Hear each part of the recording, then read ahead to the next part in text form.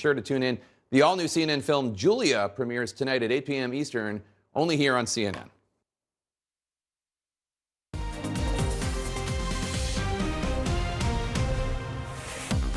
Hello everyone, I'm Linda Kincaid in Atlanta in for Bianca Nobilo, and this is the Global Brief.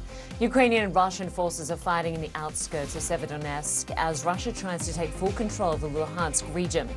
Then, the town of Uvalde, Texas mourns the loss of 21 victims of a mass school shooting and the first funeral services for 2 young victims. And then a controversial trial is apparently underway in Havana, Cuba, as activist groups accuse the government of human rights breaches.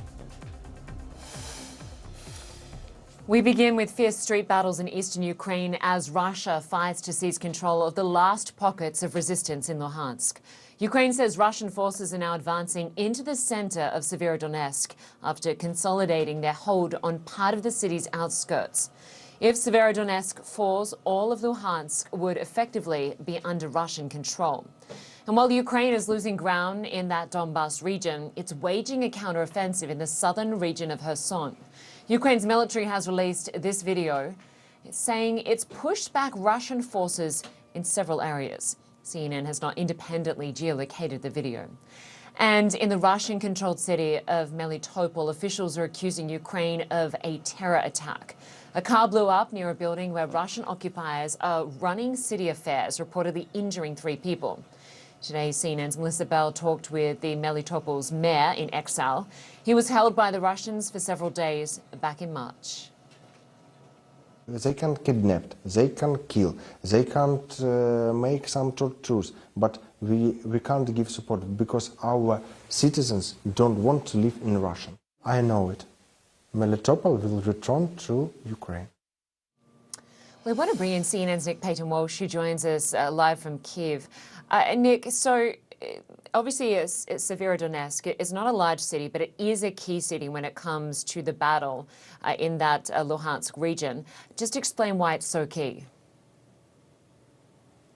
Essentially, if Russian forces who look like they're gaining the upper hand in Severodonetsk are able to establish control over that city on one side of the river, then they can also influence the neighbouring city, Lysychansk, where we were just yesterday, potentially encircling that, and then say they control 2 of the main population centres still outside of their control in Luhansk. That's important because Vladimir Putin significantly reduced goals for the second wave of his unprovoked invasion of Ukraine was to secure control over Luhansk and Donetsk. So he could potentially claim a victory in the event they do take control of Severodonetsk and neighbouring Lysychansk. But the battle is brutal, many civilians still caught in the way, and Ukrainians still trying to hold on to parts of Severodonetsk, but more tenaciously to Lysychansk. Here's what we saw yesterday.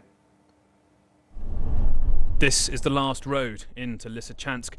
Putin's forces have moved with rare focus here and may soon encircle the pocket of 2 cities on a river we're driving into. The Ukrainian forces we saw here, mobile, tense, at times edgy. And this is why. Across the river here, the besieged city of Severodonetsk, increasingly more in Russian hands, whoever you ask.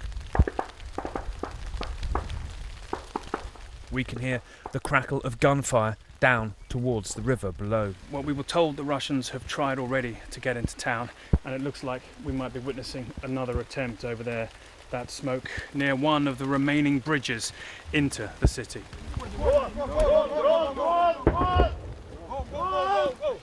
Our police escorts shout drone, often used to direct artillery attacks. We are on high ground, exposed and scattered. It is a tale of 2 desperations here. That which makes people stay, and that which makes them finally flee.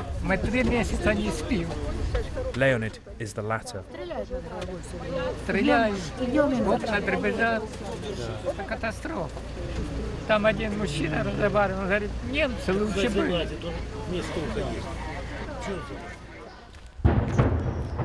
Some who stay are increasingly angry at what's left of the Ukrainian state here. A young woman was killed here a day earlier by a shell. locals told us not to film, saying cameras attracted shelling.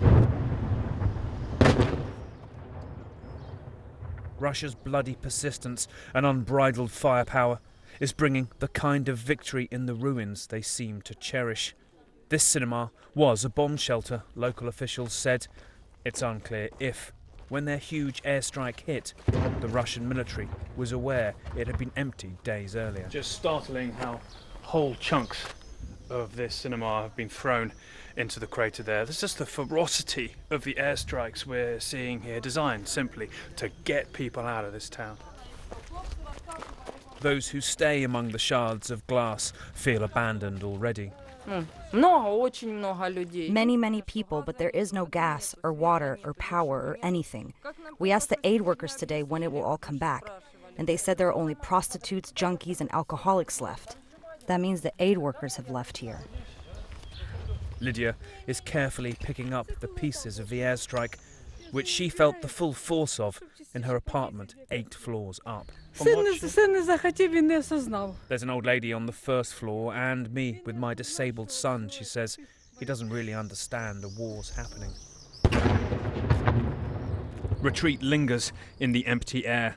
If Putin takes here, he may claim he's achieved some of his reduced goals in this invasion.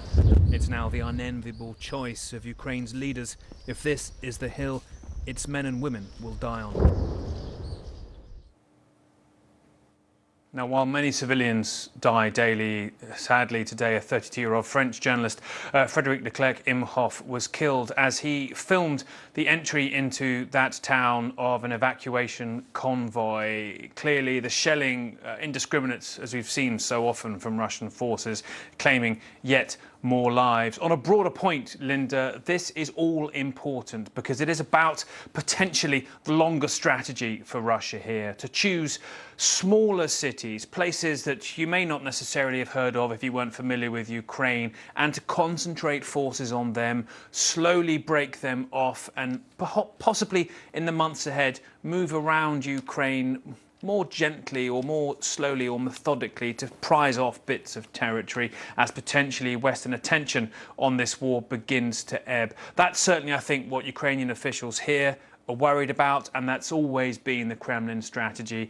Patience, you might call it if you're being generous, tenacity possibly, but certainly the ugly face of their invasion looking like it's trying to find a long-term variation. Linda? Nick Paton-Walsh, first, thanks to you and the team for bringing us that report from the region. Much appreciated. And as Nick mentioned, that 32-year-old journalist, Frédéric Leclerc-Imhoff, who was killed, just 32 years old, the Director General of Reporters Without Borders is calling his death a war crime. And France's foreign minister calls it a double crime and says targeting both a humanitarian convoy and a journalist was reprehensible 2 times over. She says she's spoken to Ukraine's president about an investigation. Well, the European Union has so far still failed to reach an agreement on banning Russian oil imports. A 2-day summit began in Brussels Monday, where leaders wrestled between putting more sanctions on Russia and addressing the economic risks to Europe. Many European countries depend on Russian oil imports, which is why a blanket ban has been so elusive. Well, issues around crude oil have been the main sticking point in those discussions over the sanctions package. That's according to the president of the European Commission.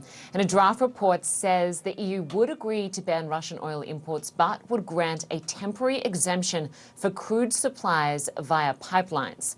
Ursula von der Leyen has said that's what's been at the root of the ongoing discussions. It's never easy. The same here.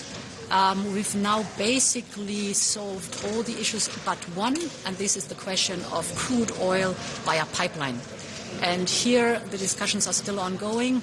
I have not too high expectations that we're going to solve it in the next 48 hours, but thereafter. And my call is very clearly on the member states. The key to success was and is solidarity with Ukraine and unity in the European Union, and that's what we have to work for. Hungary's Prime Minister is blaming the European Commission outright for Europe's energy issues. Viktor Orban says he supports the pipeline solution, but says there should be guarantees for other means of delivery in case of an accident. He accuses Brussels of complicating matters. The problem is, that we are in a very difficult situation, basically because of the irresponsible behavior of the Commission. After the Versailles Consensus, we agreed that there will be no any suggestion made by the Commission on energy which is not properly negotiated with the Member States. And now, out of blue, we have got the idea of embargo and sanctions on oil, without answering the questions which related to the Hungarian energy supply security. So the whole situation we are in is a difficult one created by the Commission. The German Chancellor says he believes an agreement can be reached on a Russian oil embargo based on what he's hearing. Olaf Scholz said that despite countries like Hungary looking into possible exemptions, the EU works best when it works together, and he believes there will be enough will for a consensus. I am convinced that this morning we can further discuss a good solution with each other. I have already reported that everything speaks for the fact that one will find another. No one can say beforehand if it will be the case, but everything I hear sounds like there could be a consensus, and sooner or later there will be. Let's take a look at some other global stories. The Biden administration says it won't send rocket systems to Ukraine that could reach Russia, but it's still expected to send more military assistance to Ukraine, which could be announced as soon as next week. And the Ukrainian military is set to receive extra support from an unexpected source. The Ukrainian group that won this year's Eurovision Song Contest, the folk rap group Kalush Orchestra, says it's auctioned off its trophy for about $900 million, and it plans to use the money to buy drones for Ukrainian forces. The band also has scheduled a European tour to raise even more money. Well, still to come on the Global Brief, the heartbreaking services begin for the victims of last week's school massacre in Texas. We'll tell you about the 10-year-old girls who are being remembered today and explain the growing outrage over how police handled the crisis. And protests and mass trials, how the Cuban government is cracking down on dissent. We'll have a live report coming up.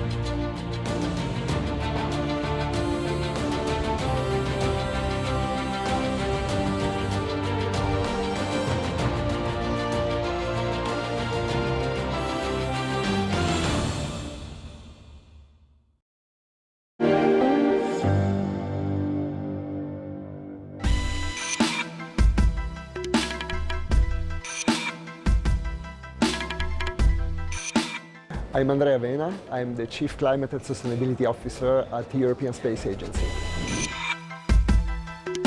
The great responsibility that ESA has to be responsible is linked very much to the fact that since decades our programs are contributing to the understanding of climate change. Our satellites are contributing to the climate variables that are used by scholars and scientists all over the world to identify what are the hotspots for climate change. Therefore, we feel accountable. We know what is the situation, and therefore it is very much important for ESA to be on the leading edge for fighting against climate change. Afghan women are afraid that this is the beginning of your efforts to erase them from the workspace. It's not clear. Even if we appear with the burqa, maybe they will say that women's voices are forbidden. Did you ever imagine that you would be prevented from going to school? Girls' education is fundamental to the dignity of Afghan life. Do you believe that young girls will be allowed to go to school here in Afghanistan?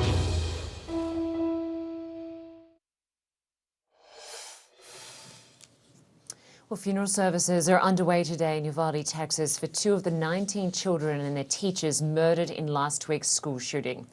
And even as the loved ones of the victims and their community grieve and begin to say goodbye, the investigations into what police did and did not do during that rampage are also getting underway.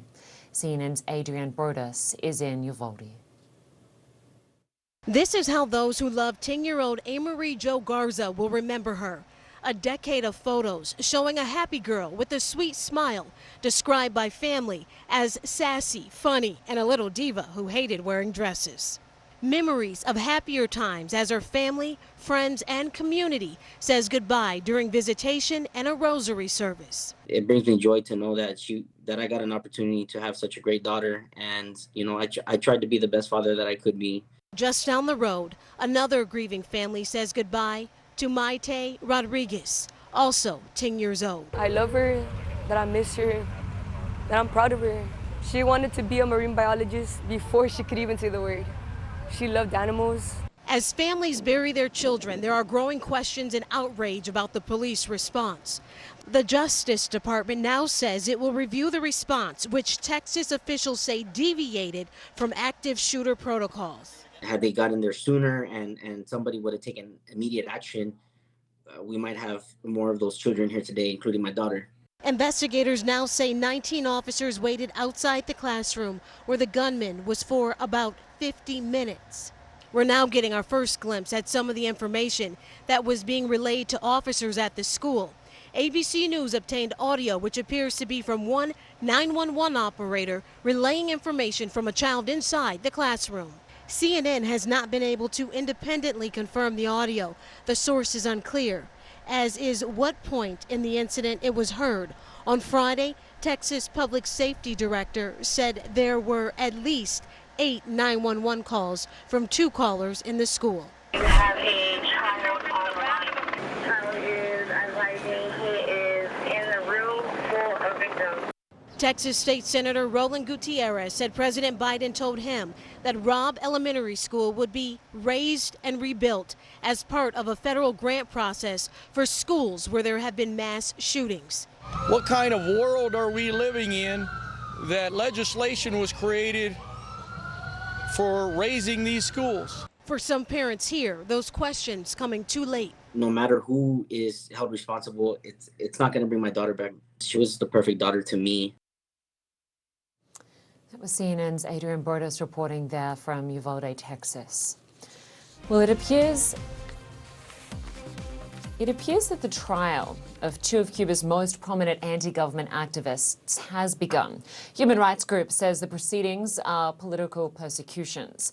It all centers around this music video, a searing critique of Cuba's leadership in musical form, featuring 2 members of an anti-government movement.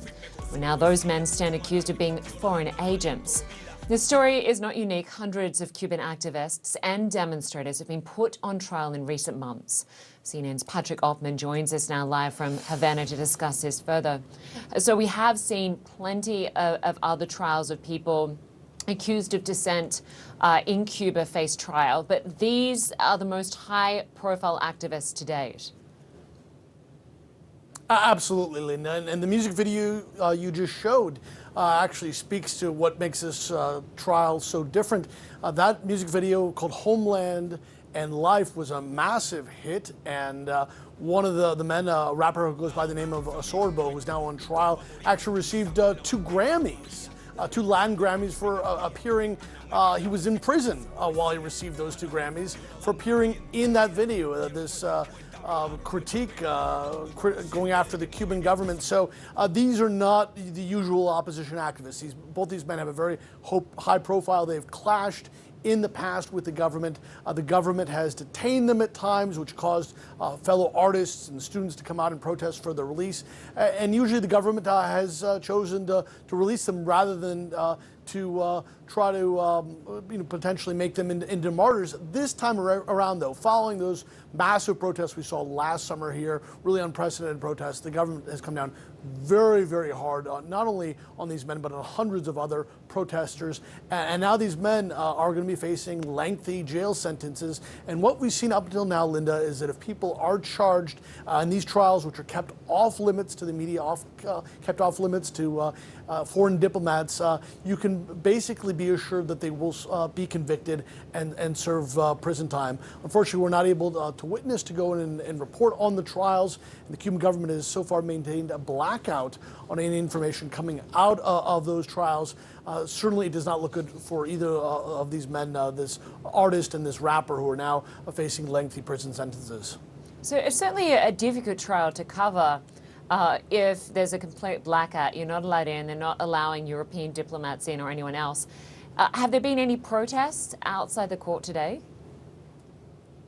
Not that we're aware of. Some family members were allowed in, but essentially surrounding this courthouse, there is a police barricades preventing anybody from going in or out. There's no mention of the trial in the state-controlled press. We just know about it from talking to activists who made us aware that finally these men, after spending almost a year in prison, are going on trial. And perhaps there will be some mention of it if there is a conviction, and perhaps not. It could just be completely ignored by the government like it never happened. But certainly for these men and their families, this is going to have a major impact on them. The Cuban government, of course, says that these are troublemakers who are put up to creating disturbances by the U.S. government, their longtime nemesis. But if you talk to these activists, they say they are just artists that want to express themselves freely in their own country. They don't want to be forced into exile, which is what they've apparently been offered, that they want to stay here, even if that means going to prison. They say that they continue to advocate for change in their country. And as you mentioned, Patrick, Cuba has blamed the U.S. government for creating this unrest, the protests we saw last summer. Have they provided any evidence to back up that claim? They have, and that's really more for internal consumption, because you talk to people in the streets, since the beginning of the pandemic, which has hit so hard here, because the majority of the food that comes to this island is imported, and that's food the government can no longer afford to import. So people are going hungry, are waiting hours and hours in line to buy the most basic necessities. And you're seeing people leave this island in record numbers, by the tens of thousands, and you are seeing people increasingly voice their displeasure, their anger at what they think is the government mismanagement of the economy. And then other people like these artists, who just say that the censorship has simply become too much, that the government, by cracking down, is making a bad situation worse. Yeah. All right, Patrick Altman, good on you for trying to stay across this story despite the blackout. We'll chat soon. Thanks so much.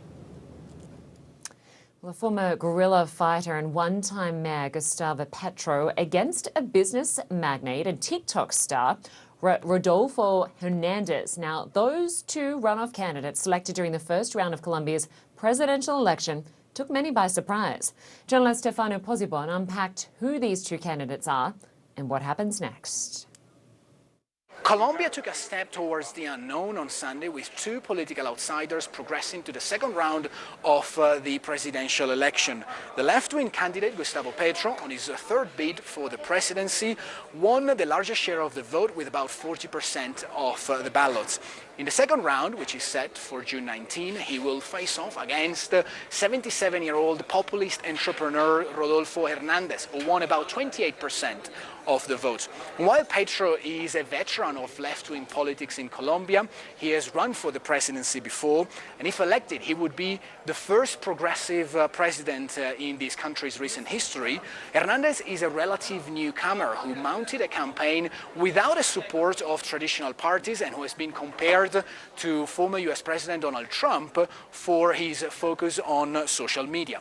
Whoever comes out on top of that challenge on June 19, Colombia, which is one of Washington's strongest allies in South America, really seems to have entered a new chapter in its recent history. For CNN, this is Stefano Pozzebon, Bogota. Well, in Nepal, authorities have recovered 20 bodies from the site of a deadly plane crash. Rescue workers say they're still searching for one last missing person and are trying to reach another body they spotted earlier. They're conducting the operation under difficult weather conditions in the height of the Himalayas. Authorities say the plane crashed into the Rocky Mountainside Sunday and that it lost contact with air control just 12 minutes into the flight. Let's take a look at the other key stories making international headlines today. 91 people in northeastern Brazil have lost their lives after intense rain battered the region for several days. President Jair Bolsonaro travelled to the affected state of Pernambuco on Monday, where nearly 4,000 houses have been destroyed. Dozens of people there are still missing. Israeli police say more than 70,000 people turned out for Sunday's Jerusalem Day flag march. It drew protests from Palestinians and clashes erupted across the region. And the Red Crescent says scores of Palestinians were injured in Jerusalem alone, while more than 160 were hurt in the West Bank. A killer whale lost in the Seine River has died. The sick orca was stranded in the French River for several weeks despite attempts to guide it back to sea. Orca sightings in rivers are extremely rare. Authorities had already planned to euthanize the animal before its body was spotted today. How the animal became stranded and died is being investigated. Well, Johnny Depp gave a surprise performance in England while awaiting the verdict in a US court case.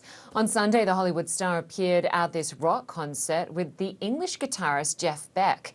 Fans at the venue said they were caught off guard when they saw the actor performing on stage, because it happened just 2 days after a US jury began deliberating in a defamation trial against Depp's ex-wife, actress Amber Heard. And finally today, an astonishing find in Egypt. Archaeologists have discovered some 200 sarcophagi filled with well-preserved mummies at a site in the south of Cairo.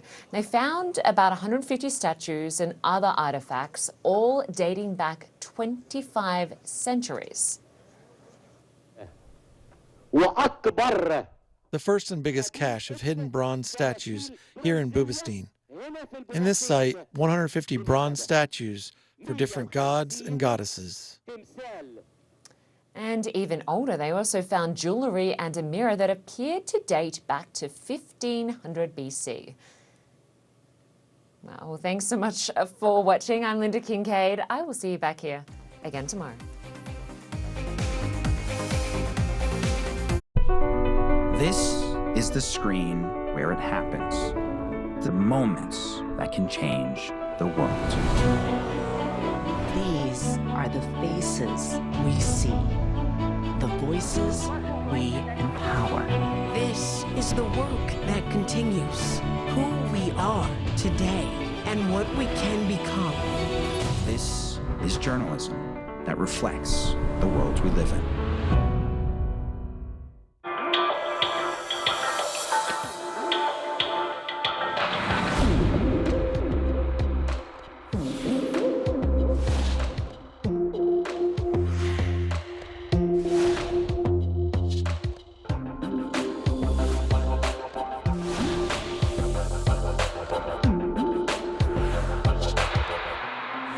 Africa Avant-Garde, Saturday on CNN in association with Access Bank.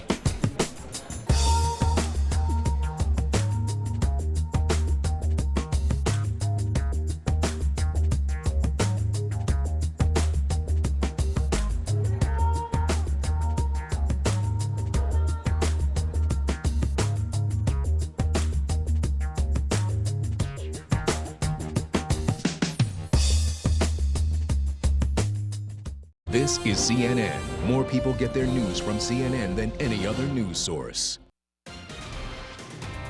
On World Sport Today, we're looking forward to a blockbuster match at the French Open as Rafa and Nole go head-to-head again. And Iga Świątek has won again. An extraordinary streak is taking her closer and closer to another title at Roland Garros.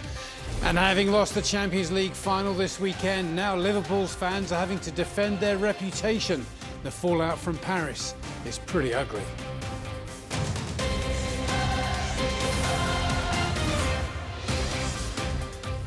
Hello there and welcome to World Sport. We're coming to you live from CNN Centre. I'm Don Riddell. We are into the second week at the French Open in Paris and things are getting pretty interesting. This time tomorrow, the men's draw will serve up an epic quarter-final clash between Rafael Nadal and Novak Djokovic. While the women's number one, Iga Świątek, survived a bit of a scare on Monday, the Polish world number one did something very unusual in her fourth-round match against China's Zhong Qinwen.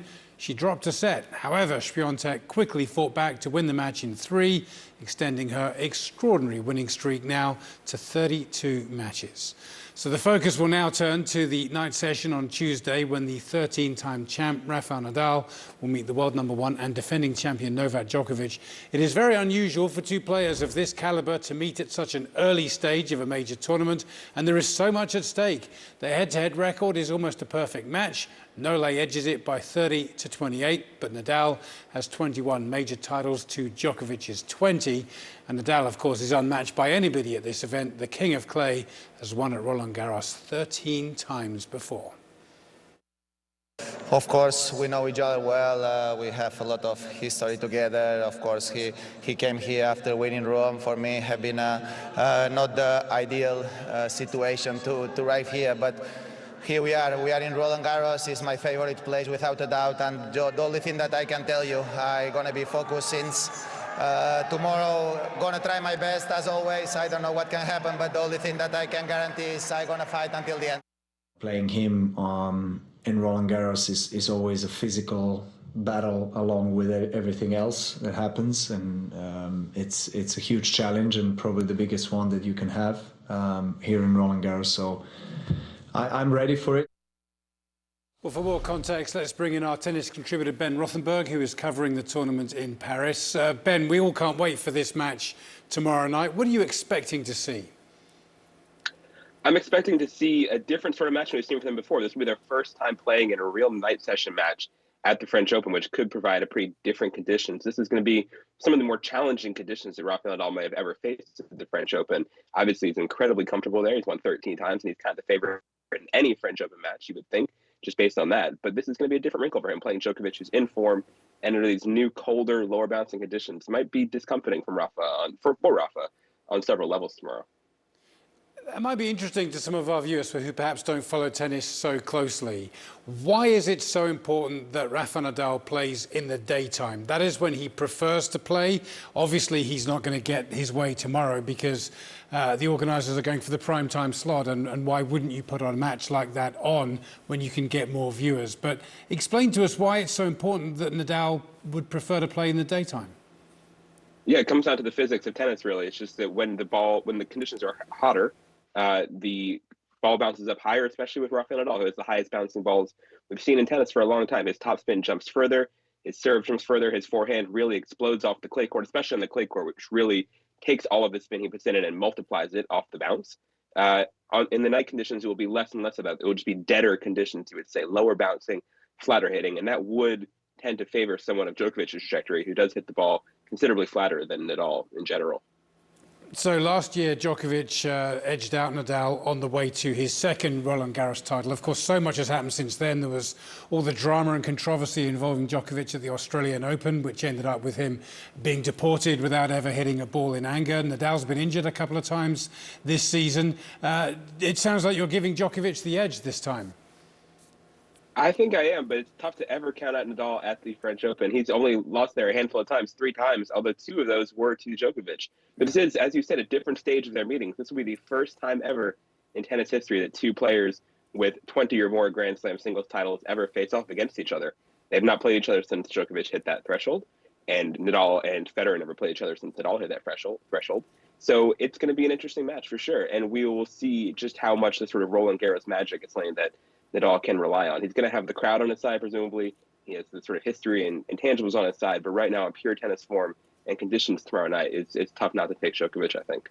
Should be fascinating. Look, there have been some upsets in the men's draw today. Fourth seed Stefanos Tsitsipas is out, the world number 2, and US Open champion Dmitry Medvedev out too. What happened to the Russian? Yeah, he just got fully out hit, which is really his sort of self-belief that he'd had been pretty surprisingly, honestly, on clay after being out for a while with injury. He does not like clay courts. It all seemed to evaporate in a real hurry tonight against Marin Cilic, who's a veteran player, experienced player, big hitter, and again, someone who thrives in this sort of flat, hard, night conditions that they played in tonight. Medvedev had been kind of playing with house money a bit, I think it's fair to say, and then his luck just quickly ran out at the French Open here. But it does leave the bottom half wide open. His exit and Stefanos Tsitsipas' exit mean we're going to get a first-time finalist on the men's side, unless it's Marin Cilic, who would be a real surprise coming in at number 20 at this point. And of course, the Russian Medvedev will not be partaking at Wimbledon this summer, which means his next major tournament will be the US Open, where he will be defending his title. Ben, meanwhile, you were at the Świątek match today. She lost the first set on a tiebreak. That hardly ever happens for this extraordinary player, but then she dominated after that for a 32nd consecutive win. I know you've been watching her a lot on this streak over the last few months. Did you learn anything new about her today? Just seeing that she wasn't fazed by this adversity that she faced earlier in this match. A lot of players, with so unfamiliar with being tested in the last 100 days, it's been 100 days since she lost the match now, might have panicked a bit, but there was none of that from Świątek at all. She reset really well. Her opponent, Zheng, was having some physical issues, some menstrual cramping issues, she said afterwards, that made it tough for her to play her best in the second and third sets. But Świątek was solid as ever and really did not seem fazed. And she had her chances in that first set, too. She was up 5-2 in the first set tiebreak before Zheng stole it with winning the last 5 points. So Świątek trusts herself, she believes in herself, and I think she really is a very, very clear favorite. In some ways, I think Zheng was going to be the toughest match left for her at this tournament, potentially. A lesser-known opponent with nothing to lose. Świątek will be more familiar with the rest of the opponents she faces in the draw from here on. Can you put into context what Świątek is achieving right now? I mean, the streak is just incredible, and as you say, she's now a favorite for another major title at the age of, well, she'll be 21 soon, right? She's about to turn 21, but still so young, given everything that she's achieved. No, you just don't see streaks like this in men's or women's tennis very much at all. And she's coming up on, if she wins the title, which is 3 more matches, she will be tied for the longest winning streak in women's tennis this century. 35, it would be 35 wins for her if she went to the French Open. Just really, really rarefied air. Novak Djokovic in 2011 did a lot of this a bit off the radar. Her streak came during one of the longest stretches on the calendar without a Grand Slam event. But she's so far really showing that she's not showing any sort of jitters or hiccups under this bigger major pressure. She's ready for it. Her mental game and preparedness there is always one of her major strengths. I think it's come through in this tournament very well. Yeah, she is just amazing and so much fun to watch. Ben Rothenberg, thanks so much for being with us. We really appreciate the insight. We apologise for the technical difficulties, but we could hear almost everything that you said, and it was very good as usual. Thanks, Ben. All right, a brilliant season for the Liverpool Football Club ended on a rather bittersweet note. The quest for a quadruple came up 2 trophies short, and their fans endured a miserable experience outside the Champions League final in Paris. We'll talk about that next.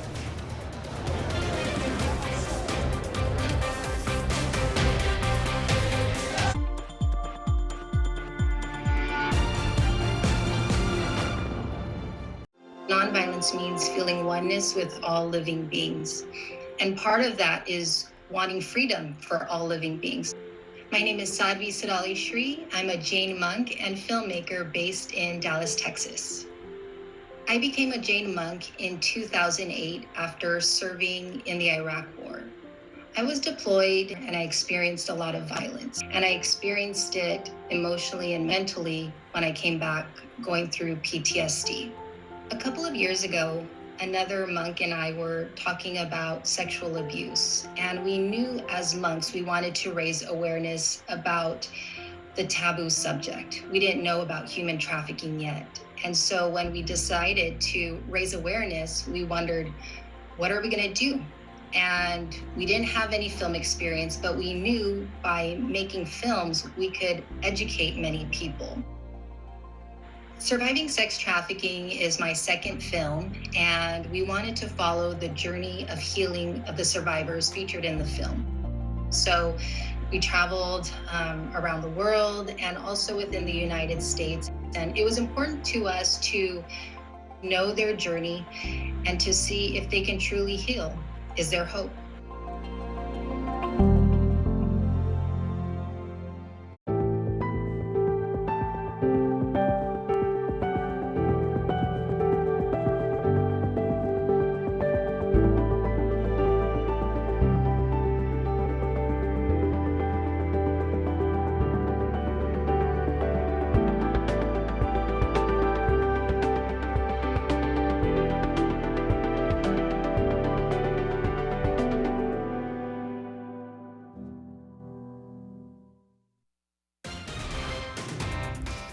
Hello again. What a weekend it was for Real Madrid, who beat Liverpool in the Champions League final in Paris, claiming an incredible 14th European Cup triumph. And these were the scenes in Madrid on Sunday when the victorious team celebrated with their fans on the streets of the Spanish capital. You know, moments like this never get old for the supporters. Real also won their domestic league title this season, and this is their 5th European Cup triumph in less than a decade.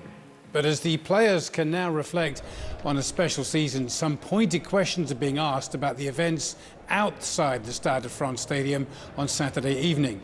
Thousands of Liverpool fans were caught up in a bottleneck, in a crush, and the kickoff in what is the biggest game in club football globally. Kickoff was delayed by 35 minutes. Video footage clearly shows that some of the Liverpool fans were tear-gassed by the police. The authorities say that the problem was caused by a large number of fake tickets. What we want to outline is first the very deep convergence across all stakeholders this morning on the interpretation of what happened. The first element, the pivotal, the root cause of all that was the volume of false tickets or persons without any tickets. This is clearly something that we need to understand. This is why we have asked the UEFA to really dig into that. Nous le regrettons, une désorganisation dans l'accueil des supporters. We regret a disorganisation in the admission of British supporters, contrary to that of Spanish supporters, and we have observed that 30,000 to 40,000 British fans, a figure confirmed by UEFA, the Stade de France and the French Football Federation, as well as the police prefecture, found themselves in the Stade de France either without a ticket or with fake tickets. You know, that is just an extraordinary claim. 30 to 40,000 fans in the stadium, apparently without a ticket or with a forged ticket. You know, on Monday evening, European football's governing body, UEFA, announced that it was commissioning an independent report into all the events surrounding that game. UEFA say that it will be a comprehensive review examining decision-making, responsibility and behaviours of all entities involved in the final. Earlier, my World Sport colleague Christina McFarlane spoke to a Liverpool supporter, Stuart Fraser. He was at the game and he explained what it was like to be caught up in that crush. If the reason that they decided to push us all down this bottleneck and hold us up and cause this dangerous press was in some way that they were going to somehow resolve ticket fraud, I just don't see how that's a sensible way of resolving the issue. If they had that concern, there should have been proper barriers, proper guidance, proper announcements to explain what was going on. Crush barriers to guide people so that it could be queued in. Queue up in safety. It was at the very least last minute, completely disorganized. There was no information, there were no announcements either in French or English. It was just we were being herded basically like animals. And then I was pleading with French police again in French. Most seemed surprised that I could even talk, let alone in their language, and were either just blanking us or ignoring us, or just shrugging. But I did find a couple. They listened and they said they would try and get some sort of announcement out, because there were people, understandably, as more people arrived, it got more and more dangerous. I should add that I'm really, really proud of all our fans. Everybody stayed calm, considering, looked after the kids that were there, any elderly or vulnerable people, and kept it under control as best we could, considering there was this huge push from behind because people didn't know what was going on. I'm sure we're going to hear so much more about this in the coming weeks and months. Okay, you know what they say, if at first you don't succeed, try and try again. Al Horford has played 141 playoff matches in the NBA, but only now is he going to the finals. That's next.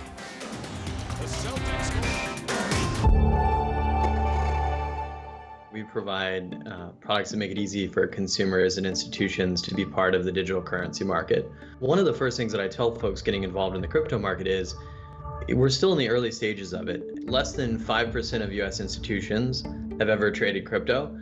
And probably single-digit % of the world's population has ever interacted with a cryptocurrency.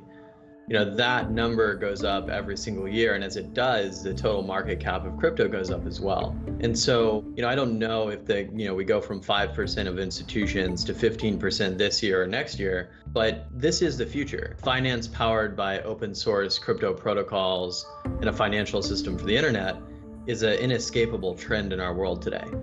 And it's only a question of your time horizon. And that's why it's so important to be a long-term investor when you're an investor in the crypto market. What's it like to be Barry Manilow? He writes the songs that make the whole world sing. Oh, look, a piano. Oh, imagine that. Fans love him. You're one of my idols. Critics, not always. It wasn't just one critic, it was all of them. Join me as I ask Barry Manilow about being famous. There were a couple of years there that I was a brat. Being inspired. My proudest moment as a songwriter. And being an icon for decades. Being Barry Manilow, Tuesday on CNN. I am Nigerian by blood, British by birth, and American by residence. It is important to me that those same strands of inclusivity that flow through me are mirrored in the stories that we tell. One World is a place where Africa has an equal seat at the global table alongside Europe, the Americas, and Asia. Every continent has a voice, and where everyone watching has a stake in the global conversation. One World with Zain Asher, weeknights on CNN. Welcome back. It has been a very long time in the wilderness, but for the first time in 23 years, Nottingham Forest are back in the English Premier League. This was the scene in Nottingham on Monday as thousands of supporters gathered to celebrate their playoff final win against Huddersfield Town. Their promotion means that 5 European Cup winners are now going to be in the Premier League. Forest will join Manchester United, Liverpool, Aston Villa and Chelsea. Speaking of which, Chelsea have new owners today. Roman Abramovich has completed the sale of the Blues to a consortium led by Todd Boehly for over $5 billion. The sale means that Chelsea will no longer be sanctioned by the British government, which were imposed following the Russian invasion of Ukraine in February. One of the world's most formidable strikers is looking for a new club. Robert Lewandowski has announced that he wants to leave Bayern Munich a year before his contract expires. It's been reported that Barcelona have tabled an offer to buy him for $35 million, but Lewandowski has not given any hint about his future plans. One thing is certain today. My story with Bayern is over.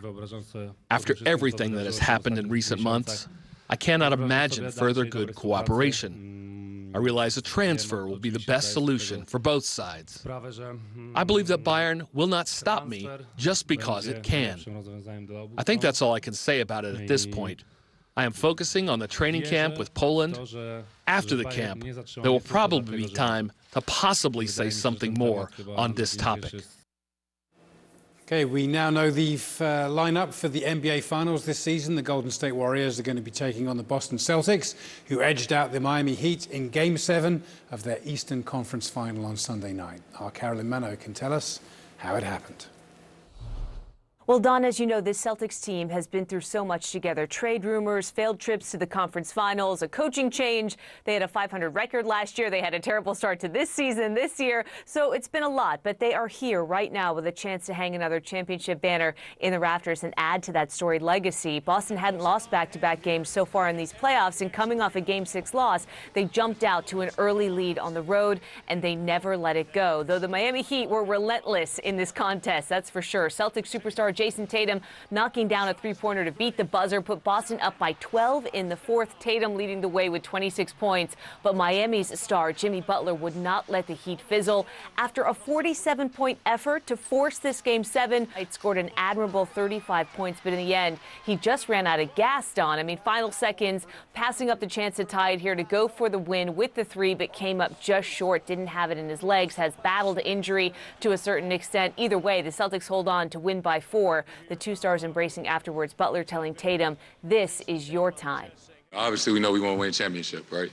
But, you know, to get over this hump in the fashion that we did it, obviously, we took the toughest route possible. And then to win a Game 7 and go to the championship on the road, it's special. With how talented the Celtics are defensively, this finals matchup could go the distance, so the experience factor cannot be overstated here. Boston back for the first time since 2010, but not one of their players on this squad has played on this big stage. Meanwhile, Golden State has a combined 123 games of finals experience on their team. The series starts Thursday in San Francisco. Nobody knows the significance of those numbers more than Al Horford. The veteran is the Celtics' defensive stalwart. He's their emotional conscience. He's the mentor to this young, talented team. And after appearing in 141 playoff games of his own, he is finally headed to his first NBA Finals. It's been a very difficult series for Horford, Don. He played through the death of his grandfather earlier this week. Now he will play for his first professional championship. Just caught up, excited.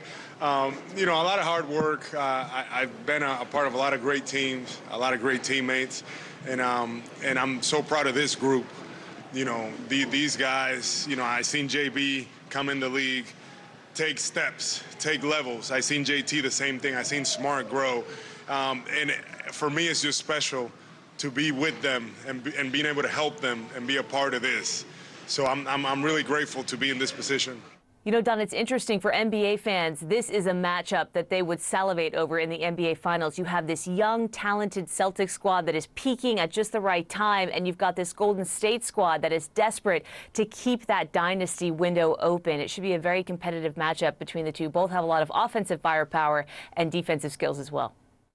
Yeah, looking forward to it. Thank you, Carolyn. OK, still ahead on World Sport. Nobody wants to lose a golf tournament in a playoff. But if it has to happen, maybe it's not quite so bad if you lose to one of your best mates on tour.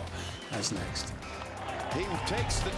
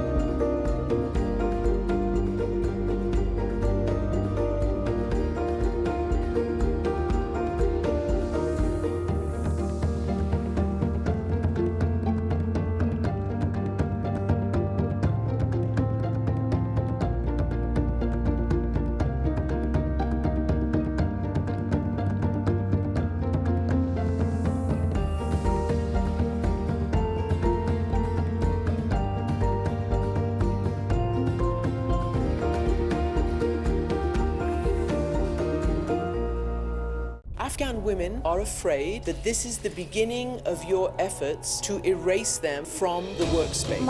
It's not clear. Even if we appear with the burqa, maybe they will say that women's voices are forbidden. Did you ever imagine that you would be prevented from going to school? Girls' education is fundamental to the dignity of Afghan life. Do you believe that young girls will be allowed to go to school here in Afghanistan?